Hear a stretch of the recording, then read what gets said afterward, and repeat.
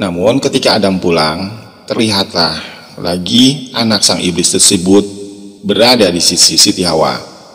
Lalu Adam bertanya, "Apakah artinya semua ini?" tanya Adam. Hawa pun kemudian mengisahkan yang telah terjadi, namun Adam malah memukul Hawa habis-habisan saat itu.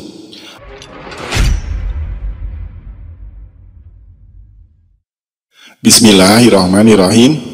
Assalamualaikum warahmatullahi wabarakatuh. Kisah Nabi Adam dan keluarga iblis yang pertama kali di dunia. Ada beberapa kisah riwayat yang mengatakan mengapa iblis bisa masuk ke dalam tubuh manusia. Hal ini berawal diduga dari sebuah riwayat yang diceritakan dari zaman ke zaman yang berasal dari kisah yang pernah diungkapkan oleh Tirmidzi. Konon saat itu setelah Nabi Adam dan Hawa berkumpul kembali di dunia dan mereka bertobat, tobatnya pun diterima oleh Allah Azza wa Jalla. Iblis tetap masih saja menggoda dan menyesatkan keduanya.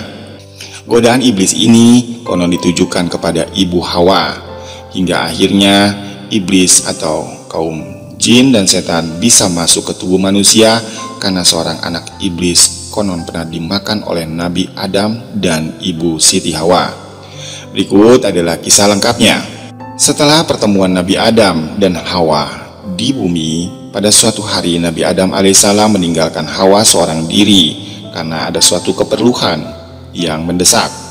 Maka datanglah iblis bersama anaknya yang bernama Hanas kepada ibu Siti Hawa. Saat itu, "Aku harus pergi untuk melakukan sesuatu hal yang penting," kata iblis kepada Siti Hawa. "Aku mohon tolonglah jaga anakku ini hingga aku kembali lagi." Lanjutnya kepada ibu Siti Hawa. Saat itu Hawa menerima anak itu dan iblis pun akhirnya pergi. Setelah Nabi Adam kembali pulang, Nabi Adam terkaget-kaget mendapati Hawa bersama anak seorang iblis yang bernama Hanas tersebut. Nabi Adam pun sangat marah saat itu. Namun Siti Hawa membela diri. "Dia adalah anak iblis yang dititipkannya kepadaku," jawab Siti Hawa. "Lalu mengapa engkau sudi menolongnya?" jawab Adam kepada Siti Hawa sambil setengah memakinya. Dengan sangat marah, akhirnya anak iblis itu pun dibunuhnya, dicincangnya, dan setiap bagian-bagian yang telah dicincang kecil-kecil digantungkannya lah di dahan pohon. Setelah itu pergilah kembali Adam untuk melanjutkan urusannya. Namun tak berapa lama kemudian sang iblis pun datang menemui Hawa untuk mengambil anaknya. "Wahai Hawa, di manakah anakku?" tanya iblis kepada Hawa. Lalu Siti Hawa pun menerangkan bahwa telah terjadi sesuatu.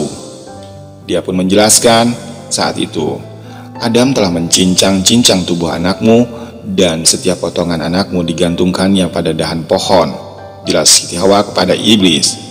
Lalu iblis pun kemudian menyerukan dan memanggil nama anaknya tersebut, dan dengan segenap kesaktian yang dimilikinya, potongan-potongan tubuh anaknya yang telah dicincang tadi berkumpul kembali dan Hanas pun hidup kembali seperti sedia kala. Lalu ia berkata kepada Siti Hawa, "Mohon jagalah dia, karena aku ada urusan lain yang harus aku kerjakan," pinta sang iblis kepada Hawa. Awal mulanya saat itu Hawa sempat menolaknya dari permintaan iblis tersebut. Namun sang iblis dengan segenap kesaktian dan juga sihirnya membujuk dan merayu sedemikian rupa agar Siti Hawa mau dititipkan kembali anaknya agar bisa ditinggal oleh sang iblis. Dan selanjutnya akhirnya terkenalah Siti Hawa dengan bujuk rayunya tersebut. Namun ketika Adam pulang, terlihatlah lagi anak sang iblis tersebut berada di sisi Siti Hawa. Lalu Adam bertanya, "Apakah artinya semua ini?" tanya Adam. Hawa pun kemudian mengisahkan yang telah terjadi, namun Adam malah memukul Hawa habis-habisan saat itu. "Aku tak tahu apakah rahasia di balik semua ini," kata Nabi Adam kepada Siti Hawa. "Kenapa engkau tidak mematuhi aku dan lebih mematuhi musuh Allah Azza wa Jalla dan terpedaya oleh bujukannya?" tanya Adam kepada Siti Hawa. Namun tak berapa lama kemudian, akhirnya Adam pun membunuh iblis tersebut dan mayatnya dibakar. Kemudian sebagian abunya konon dibuangnya ke dalam air dan sebagiannya lagi dibuangnya ke udara dan ditiup angin. Setelah itu Adam pun lalu pergi kembali meninggalkan Siti Hawa. Tak berapa lama sang iblis pun datang dan kembali menanyakan anaknya. Hawa pun menceritakan hal yang telah dilakukan Adam kepada anak sang iblis. Sang iblis ini pun berteriak memanggil anaknya, dan saat itu kembali dengan kesaktian yang dimilikinya, abu-abu mayat anaknya tersebut yang telah dibakarnya tadi berkumpul menjadi satu. Kemudian sang anak iblis yang bernama Hanas ini hidup kembali dan bersimpuh di depan ayahnya. Sekali lagi, saat itu iblis ingin meminta pertolongan kepada Hawa untuk menjaga anaknya karena ia akan kembali pergi. Namun Hawa saat itu menolak habis-habisan karena ia takut kepada Adam. Ia memberikan pernyataan, "Aku tidak mau, karena pastilah Adam akan membunuhku nanti," jawab Hawa kepada iblis. Namun sang iblis membujuk rayu dengan segenap kesaktian yang dimilikinya, dan bujuk rayunya yang menyesatkan, sehingga akhirnya Siti Hawa pun kembali menyerah dan mau dititipi anak sang iblis tadi. Lalu tak lama kemudian sang iblis pun pergi lagi, dan akhirnya tidak lama dari kejadian itu Nabi Adam pun pulang kembali ke rumah dan didapatinya Hawa bersama anak itu lagi. Lalu dengan lantang Adam pun berkata, "Allah lah yang mengetahui apa yang akan terjadi saat ini. Engkau lebih menuruti kata-kata iblis laknatullah daripada kata-kataku," jawab Adam kepada Siti Hawa dengan penuh kemarahan. Lalu akhirnya Adam pun mengambil Hanas tersebut dan disembelihnya lah, dan juga dimasaknya. Separuh dari tubuh Hanas konon dimakan oleh Adam saat itu, dan sebagiannya lagi diberikannya kepada Siti Hawa untuk dimakan sampai habis. Riwayat lain mengatakan bahwa iblis masih mampu menghidupkan anaknya kembali setelah langkah terakhir yang dilakukan oleh Nabi Adam ini. Wallahu alam ya.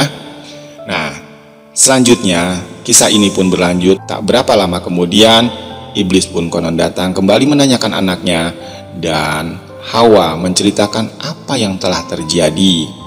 "Anakmu tadi telah dimasak oleh Adam, separuh tubuhnya dimakan oleh dirinya dan separuhnya lagi dimakan oleh diriku," kata Hawa kepada sang iblis. Lalu dengan tanpa sangka dan tanpa diduga, konon saat itu sang iblis tertawa terbahak-bahak seraya berkata kepada Hawa, "Inilah yang selama ini aku inginkan," seru iblis dengan penuh sukacita dan kegirangan saat itu. "Aku ingin menyusup ke dalam tubuh kalian, wahai manusia, tubuh Adam, yang kini setelah dadanya menjadi tempat kediaman darah dagingku, maka tercapailah sudah keinginanku itu," seru iblis kepada Siti Hawa sambil bersorak-sorai. Nah, sobat beriman yang dirahmati Allah, dari kisah inilah pula maka iblis bisa memasuki tubuh manusia dengan mudahnya hingga akhir zaman. Kecuali bagi orang-orang yang senantiasa beriman dan mengingat Allah Azza wa Jalla di setiap napas kehidupannya. Dan anak turun-temurun dari iblis ini terus berkembang biak dan dinamakan dengan setan hingga menjelma menjadi setan-setan anak keturunan sang iblis tadi, yang konon hingga saat ini mengapa setiap manusia kerap mudah digoda, kerap mudah tersesat, kerap mudah terbujuk rayu oleh godaan iblis laknatullah, karena berawal dari kisah ini. Terlepas dari kisah riwayat ini benar atau tidaknya, wallahu alam bisawab. Demikian sepenggal kisah iblis dan Nabi Adam. Semoga postingan kisah riwayat ini bermanfaat dan bisa menjadi tambahan iman ketakwaan kita kepada Allah Azza wa Jalla agar senantiasa mawas diri terhadap godaan setan dan iblis laknatullah. Terima kasih mau menonton. Silahkan dibagikan postingan ini jika bermanfaat. Silahkan di like, Dan jangan lupa subscribe channel kami agar kita berjumpa kembali di postingan berikutnya. Assalamualaikum warahmatullahi wabarakatuh.